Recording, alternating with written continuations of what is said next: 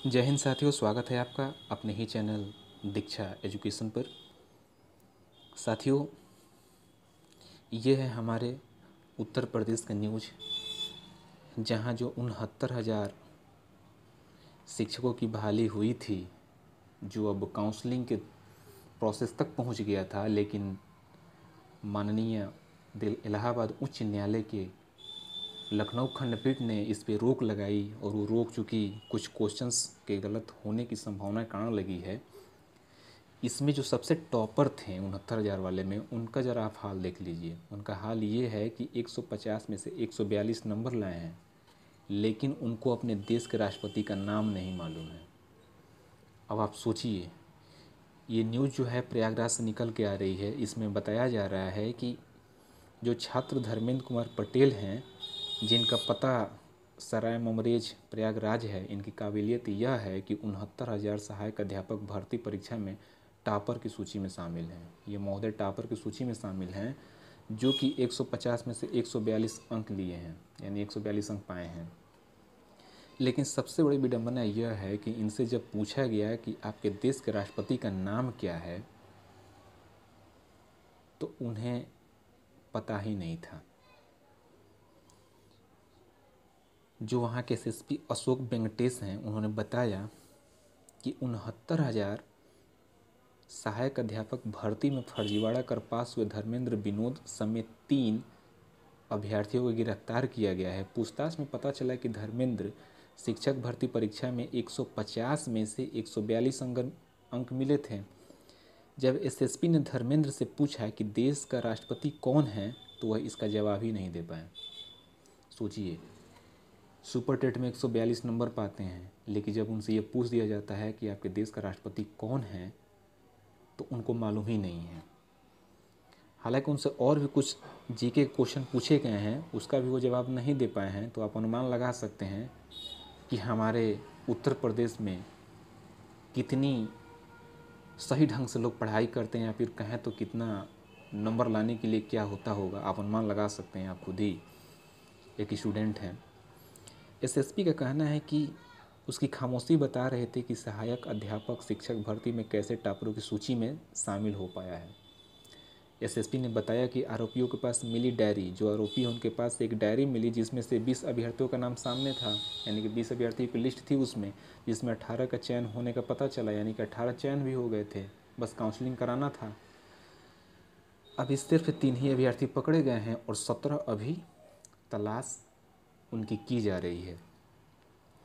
69,000 शिक्षक भर्ती के अभ्यर्थियों के परिणाम आने के बाद से ही धांधली का आरोप लगाया था।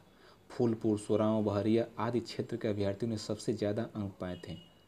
आरोप था कि लगभग 34 अभ्यर्थियों ने 140 नंबर पाए हैं। 34 अभ्यर्थी 140 नंबर पाए हैं, जबकि उनका टीईटी में 70 से 80 अंक ही है। अब आप खुद सोचिए कि जो टेट होता है, सुपर टेट से पहले, टेट में वो 70 से 80 नंबर पा रहे हैं, और जब सुपर टेट हो रहा है तो उसमें वो सीधा सीधी कितना नंबर ले रहे हैं, 140, 142। अब आप सोच लीजिए कि हमारे शिक्षा विभाग का क्या हाल है और कैसे नंबर उनको मिला होगा, कितनी सेटिंग वेटिंग होती होगी यहाँ, यह भी आप देख लीजिए।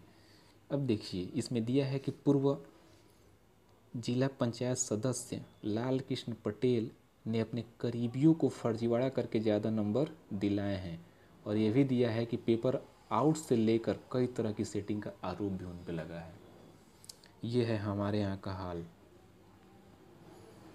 अब यदि धर्मेंद्र कुमार पटेल का शैक्षणिक रिकॉर्ड देखेंगे तो ये भी ज़रा देख लीजिए। हाई स्कूल में 45%, इंटरमीडिएट में 51, ग्रेजुएशन में 56, बीएड में 57, और टीईटी 2018 में क्वालिफाइड हैं, 126 अंक हैं इनका, और सुपर टेट में 142 अंक है।